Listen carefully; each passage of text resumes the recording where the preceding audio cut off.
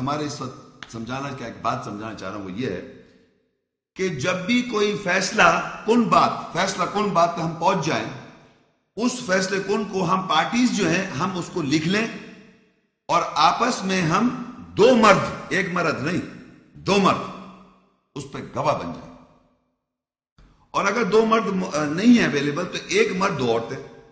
یہ قرآن کا ایک رول ہے.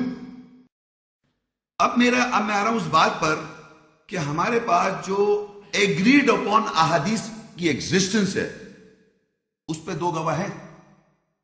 ایک آدمی کمپائل کر رہا ہے، ایگریڈ اپون کہتے ہیں، باقاعدہ ان کا جملہ ہوتا ہے ہم اس بات پر ایگریڈ اپون ہے، سارے متفق ہیں، تو اس پہ کس کے سائن ہے کہ یہ لو تھا، کیونکہ آپ نے اس کو لو بنایا ہوا ہے.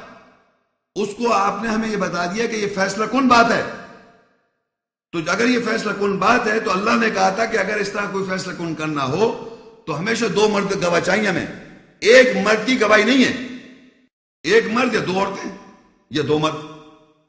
کہ یہ ضروری نہیں کہ ایک مرد ہو کے ایک بات کہہ دے صاحب آپ اس کو ایکسپٹ کر لیں، جبکہ اتنا بڑا متفقہ رائے بنا دی، ایگریڈ اپون بنا دیا، اتنی ساری بکس اور اس کا کمپائلر ایک ہی ہے، دو نہیں ہے.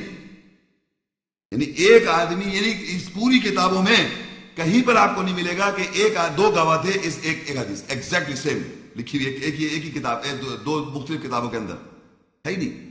تو یہ میں آپ کو بتانا چاہ رہا ہوں کہ اس آیات کے مطابق جب آپ ایگریڈ اپون کہتے ہیں کہ متفق کا رائے، تو اللہ نے بھی کہا تھا یا ایھا الذین آمنوا اذا تداینتم بدین الی اجل مسمى فاکتبوہ، اور اس کے اندر لکھا تھا گواہ اس طرح لے لو. دو مردوں کی گواہی ہونی چاہیے اس پر، اور ایک مرد یا دو عورتوں کی گواہی. یہ ہمیں اصول بتایا تھا.